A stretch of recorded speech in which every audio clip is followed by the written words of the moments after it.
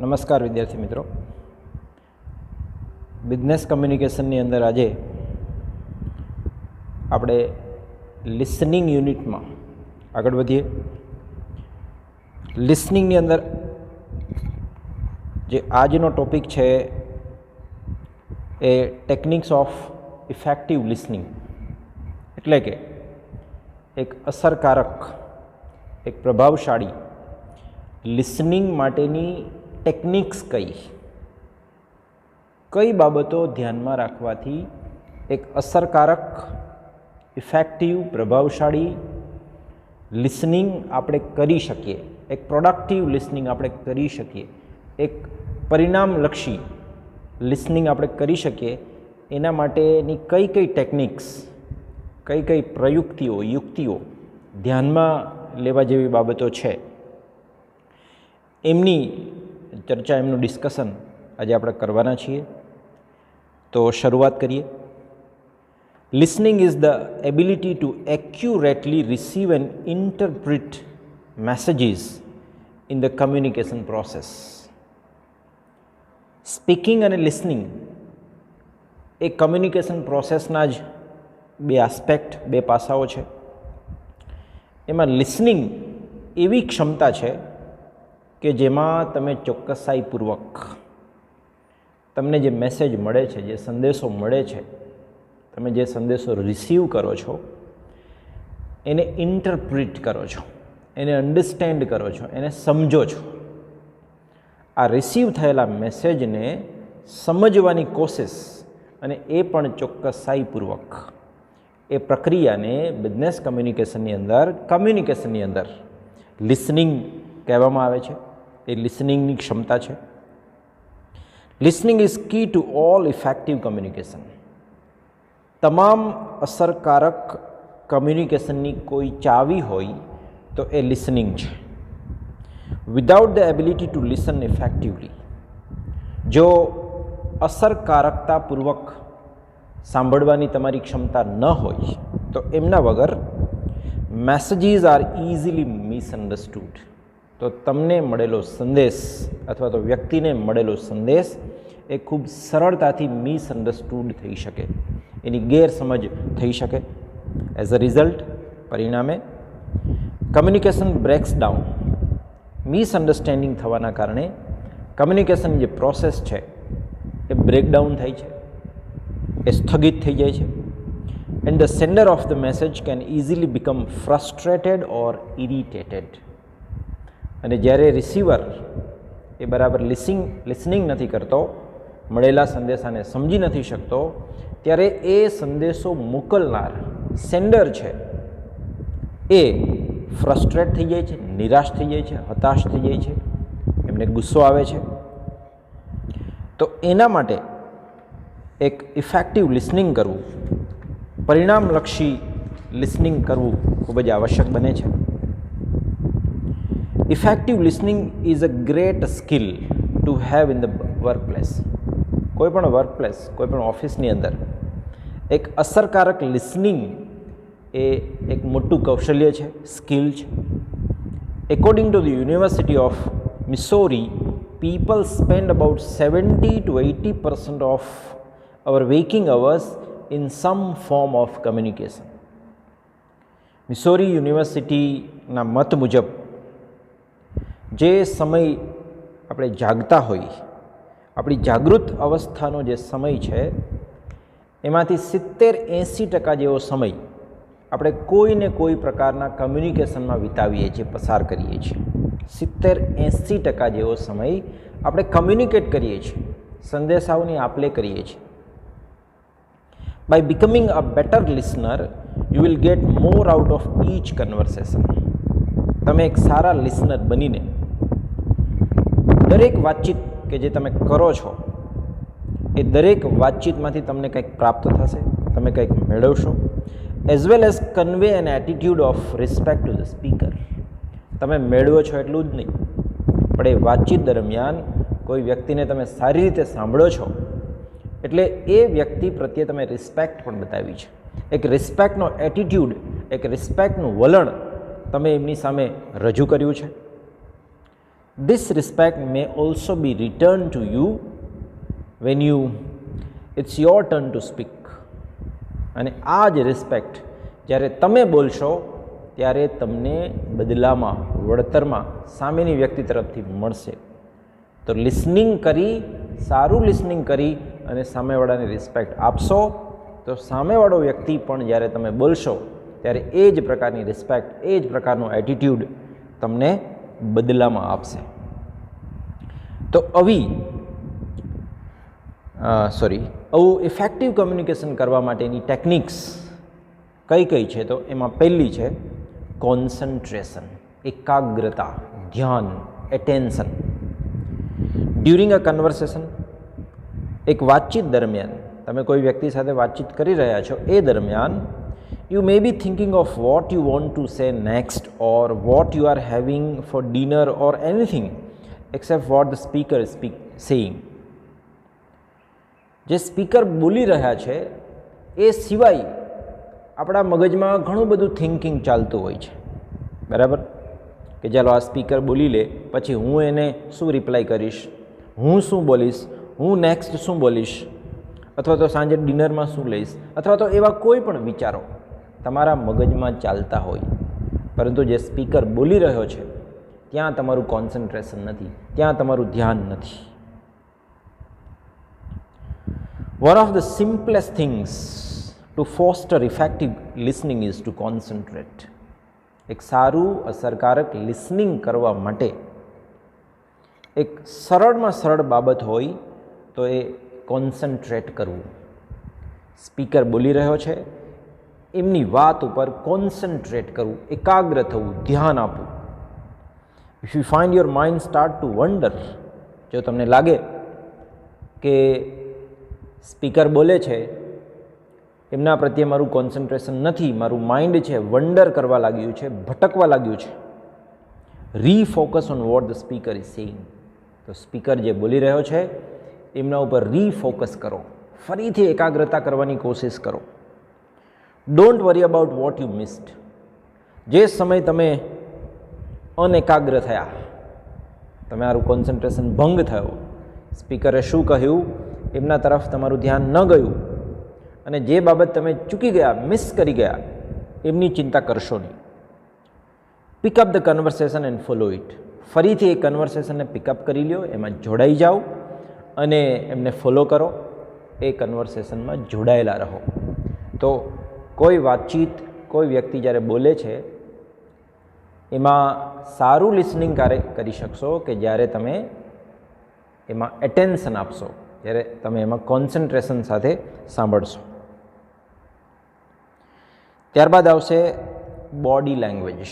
Effective listening કરવા માટે જે નોન વર્બલ પાસું છે, શબ્દોથી આપણે બોલીએ છીએ પણ આપણા શરીરની પણ એક ભાષા છે જેને આપણે બોડી લેંગ્વેજ કહીએ છીએ. એમાં આપણા ફેશિયલ એક્સપ્રેશન્સ, આપણા હાથની મૂવમેન્ટ્સ, લેગ્સની મૂવમેન્ટ, આપણા જેસ્ચર્સ, હાવભાવ, આપણું પોસ્ચર, આપણી સ્થિતિ, આ બધું નોન વર્બલ કમ્યુનિકેશનમાં આવે છે, આ બધું બોડી લેંગ્વેજમાં આવે છે. તો લિસનિંગ કરીએ ત્યારે કેવી બોડી લેંગ્વેજ હોવી જોઈએ જેથી એક ઇફેક્ટિવ લિસનિંગ કરી શકીએ? Eyes focused on the speaker. Body લેંગ્વેજની પહેલી વાત કે જ્યારે તમે કોઈને સાંભળી રહ્યા છો ત્યારે તમારી આંખો, તમારી નજર એ સ્પીકર તરફ ફોકસ થયેલી હોવી જોઈએ. Sitting forward slightly in your chair. તમારે તમારી ચેરમાં થોડુંક આગળ બેસવાનું છે, બરાબર? Arms and legs in an open end relaxed position. તમારે તમારા હાથ અને તમારા પગ એને ખોલી અને રિલેક્સ્ડ, આરામની સ્થિતિમાં રાખવાના છે. Are examples of body language that communicates true listening. આ જે સ્થિતિ છે, આ જે ઉદાહરણો છે કે કેવી રીતે બેસવું, કેવી રીતે હાથ પગને રાખવા, આ તમે એક ટ્રુ લિસનિંગ કરી રહ્યા છો એની બોડી લેંગ્વેજ છે. Take a second to become aware of what your non verbal communication is saying to others. થોડા જાગૃત બનો.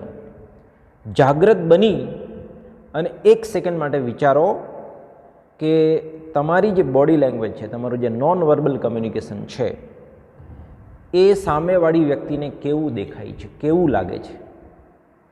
તમારી બોડી લેંગ્વેજ પોઝિટિવ છે કે નેગેટિવ છે કે ડિસ્ટર્બ થયેલી છે કે કોન્સન્ટ્રેટ થયેલી છે, એ તમારી બોડી લેંગ્વેજ સામેવાળા વ્યક્તિને કેવી દેખાય છે એ પણ થોડા અવેર થઈને, જાગૃત થઈને જોઈ લ્યો 1 સેકન્ડ માટે.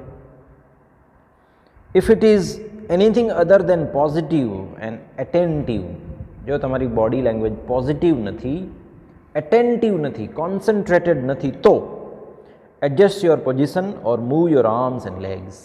તો તમારી પોઝિશન છે, તમારી સ્થિતિ છે, તમારું પોસ્ચર છે, એને જરા ગોઠવી લો, એને એડજસ્ટ કરી લો, હાથ પગને હલાવો. Non verbal clues are even more important in a tense or difficult situation.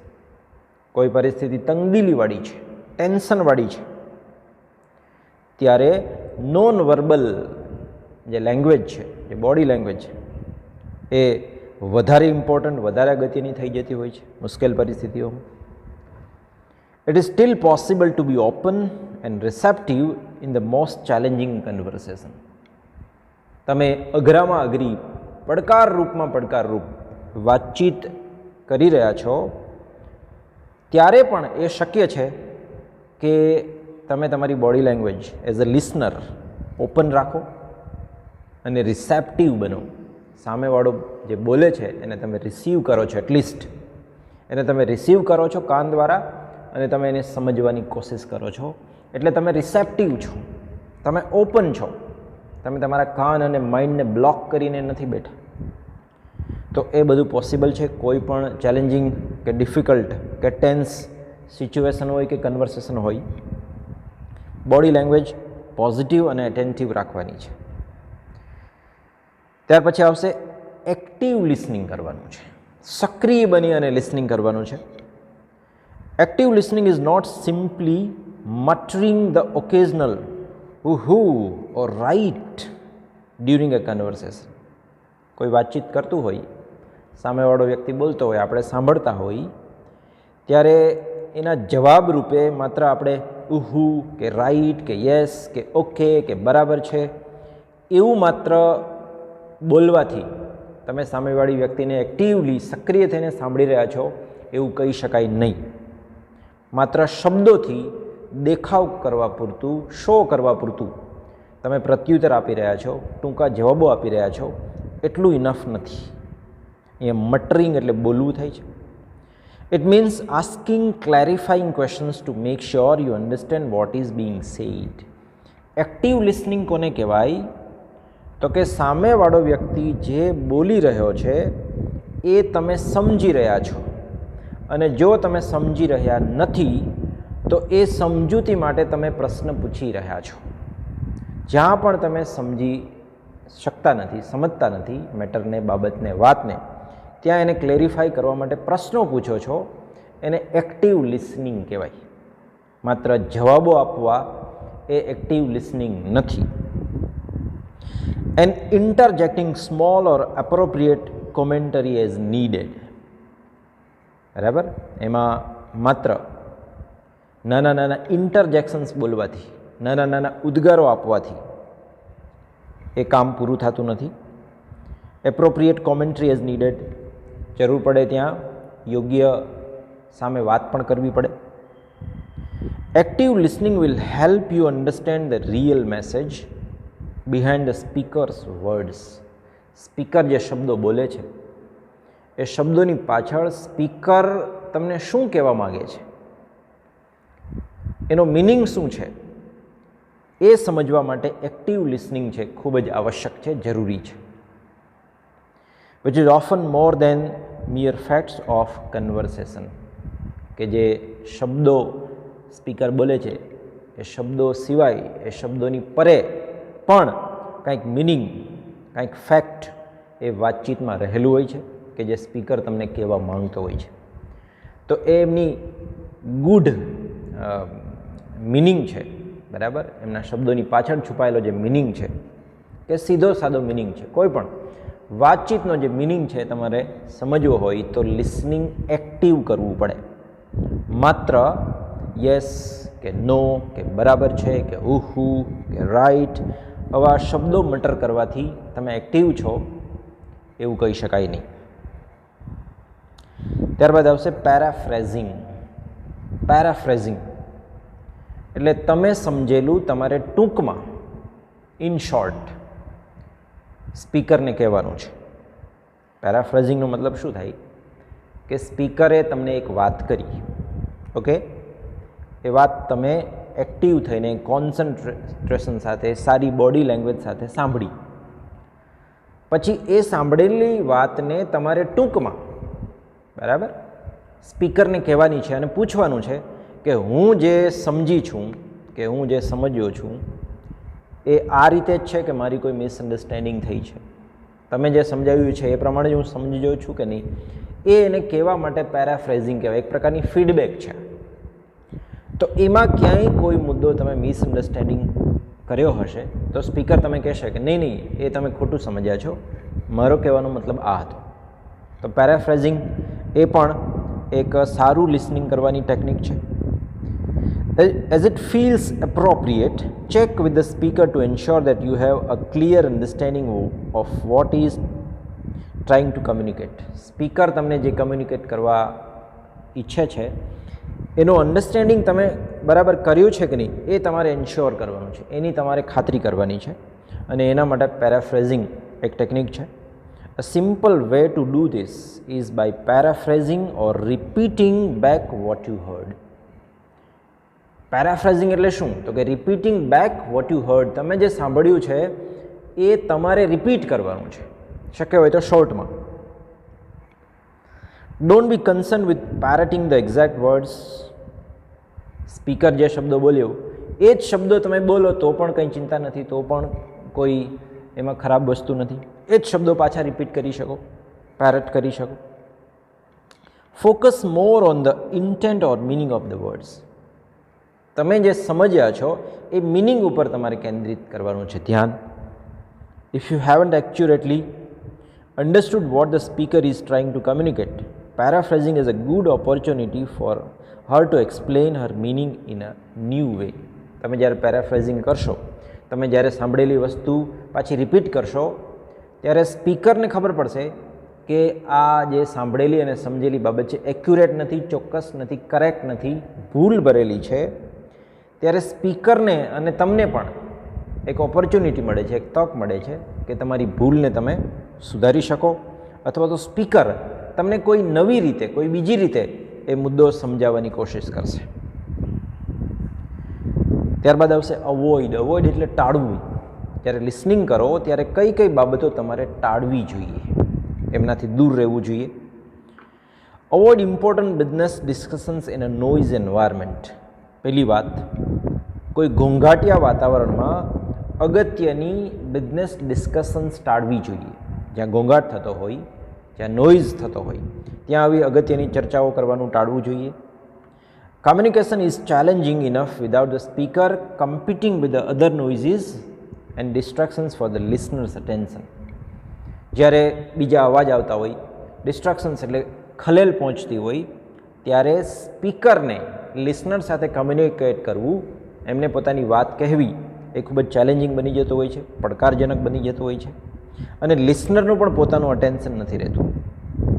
Van possible during business meetings or discussions, turn the phone off, shut down the computer or at least the monitor and close the door to discourage people from dropping. આટલી બધી બાબતો avoid કરી શકાય.